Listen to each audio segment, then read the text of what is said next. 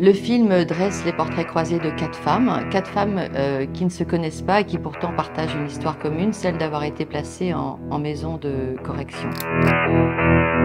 On me dit souvent comment j'ai choisi ces femmes. Je les ai pas choisies en fait. On s'est choisi, on s'est apprivoisé et on a pris beaucoup de temps. On a consacré beaucoup de temps à la rencontre et j'ai cherché à travailler avec des femmes qui avaient fait un chemin intérieur qui leur permettait d'échapper à la colère ou du moins qui avaient dépassé la colère.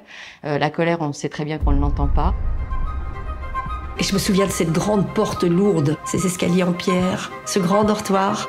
Voilà ce que Fabienne m'a dit quand je l'ai rencontrée la première fois.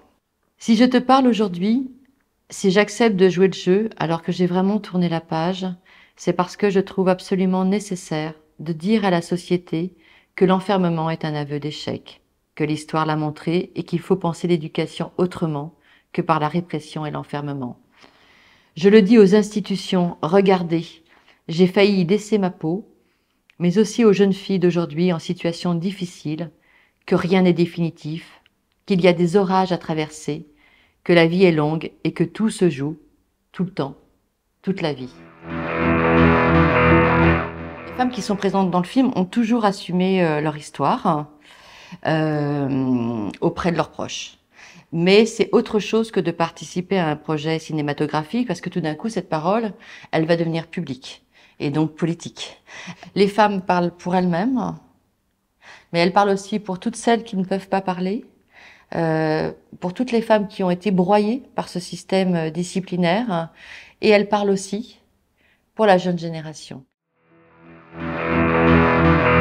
La caméra, ça c'est la puissance du cinéma, fait que tout se rejoue puissance 10. Et c'est comme si, je dis bien comme si, tout se disait pour la première fois. C'est comme ça, par exemple, que Evelyne, l'une des femmes du film, raconte ce qui lui est arrivé quand elle avait 11 ans.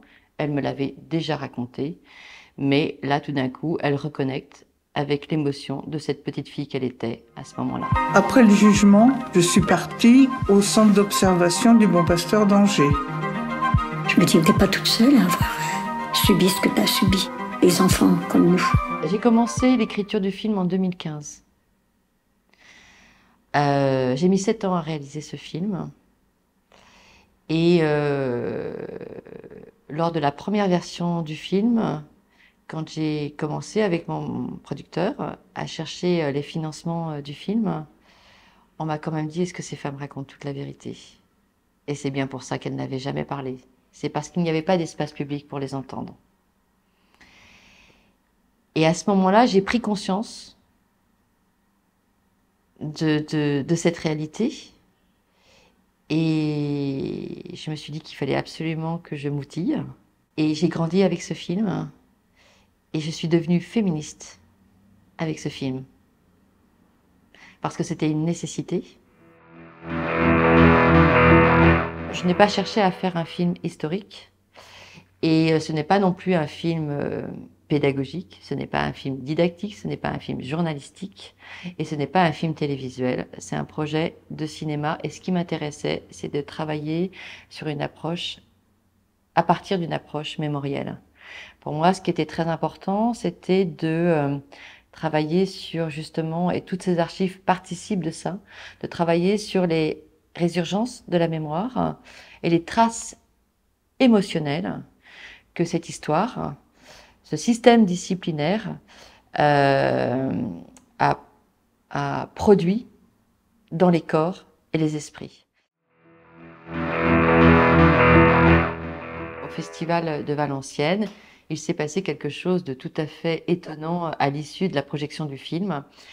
Donc il y a toujours ce rituel où on donne le micro à la cinéaste et tout d'un coup une femme se détache et raconte et dit, voilà, j'ai réuni ma famille, mes enfants, mes petits-enfants, pour leur raconter mon histoire. Ce film, c'est mon histoire et je vais vous raconter mon histoire.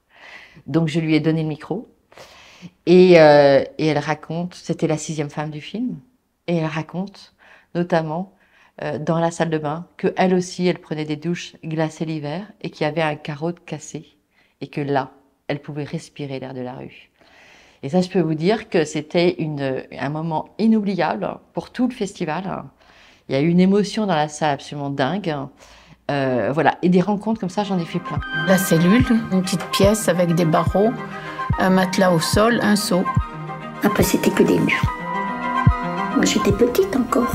Ce qui est très important, c'est de considérer l'histoire de ces femmes, à la fois dans dans la maltraitance qu'elles ont connue, mais c'est important aussi de les considérer dans leur puissance, mais je dirais banale. Ce sont des femmes banalement puissantes, mais surtout dans leur pulsion de vie. En fait, ce sont des femmes qui ont été punies à cause de leur insoumission, mais c'est aussi des femmes qui ont réussi à batailler grâce à leur insoumission.